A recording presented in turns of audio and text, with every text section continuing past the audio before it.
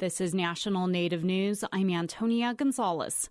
The chairman of the Rosebud Sioux Tribe says he's headed to Washington, D.C. soon with other leaders to talk with lawmakers about ending the partial government shutdown. Chairman Rodney Bordeaux says 74% of their budget revenue is federal money. Bordeaux says the tribe has reserves that will fund operations for about another month. Right now we're developing some contingency plans, which of our tribal employees are, which ones are necessary and which ones are not. So we're going to have to come to a point, if it goes on too much further into mid-February on, that we're going to have to start laying people off. And it's going to be hard on our families. It's already hitting hard on the federal employees nationwide who don't get no paycheck this week. So it'll have a drastic effect on our people. Bordeaux says layoffs will have a drastic effect on tribal members, adding the cuts will impact employees who are contracted through the Interior Department.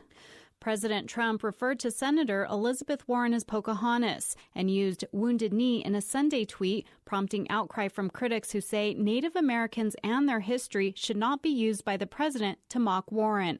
Wounded Knee, South Dakota is where U.S. soldiers killed hundreds of Native American men, women, and children in 1890. Trump has repeatedly called Warren Pocahontas over her claims of Native heritage. Tribal leaders, Native organizations, and politicians have long called on Trump to stop using the name as a jab, saying it's disrespectful.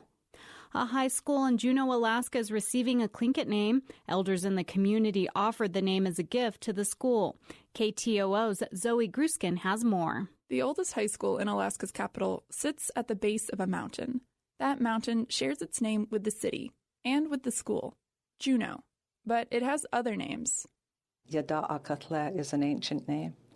So it's not as if Mount Juneau was always called Mount Juneau. Barbara Kediente Nelson is the Indian Studies Program Director for the Juneau School District. She believes names have power. They connect people and places. For more than a year, a group of people has worked to connect that name, Yada'akatle, to another place, Juneau Douglas High School. Elders and leaders representing the Occoquan and Takuquan approved the choice of Yada'akatle. They offered the name as a gift to the high school after meeting with students and district staff last April. Tlingit elder David Katzik was one of the leaders at that meeting. He graduated from the school in 1962. Yada'akatle means literally beautifully adorned face, but Katzik says the name is open to interpretation. One of the things it means is coming home. Imagine you're on your way back from a long trip, hunting or fishing. Stormy waters. You're in a small canoe. And sometimes the people in the boat would feel like maybe we're not going to make it. And they'd be working together, wuch'in. Someone might see the mountain and say, Yada at kasle awa tuatin, yada at kasle tuatin. We see that beautiful face of a mountain. Yada at kasle, yada at kasle. That mountain is just getting more beautiful all the time. At its first meeting of the new year, the school board voted to make Yada'akatle an official part of Juneau Douglas High School's name. The vote was unanimous. In Juneau, I'm Zoe Gruskin. And I'm Antonia Gonzalez.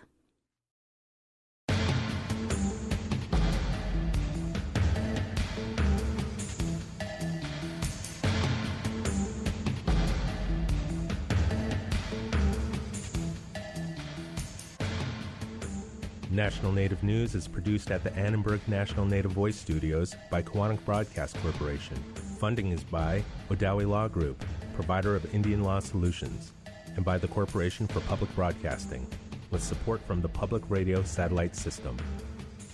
Support by the Heard Museum, hosting the 29th Annual Hoop Dance World Championship, where you can see more than 80 talented native hoop dancers vie for the championship title February 9th and 10th. Details at heard.org. Support by Travoy, seeking indigenous artwork to show in Kansas City, Missouri. Up to 6 artists will be chosen. Application deadline is January 31st at travavoice.com/first-Fridays. Native Voice One, the Native American Radio Network.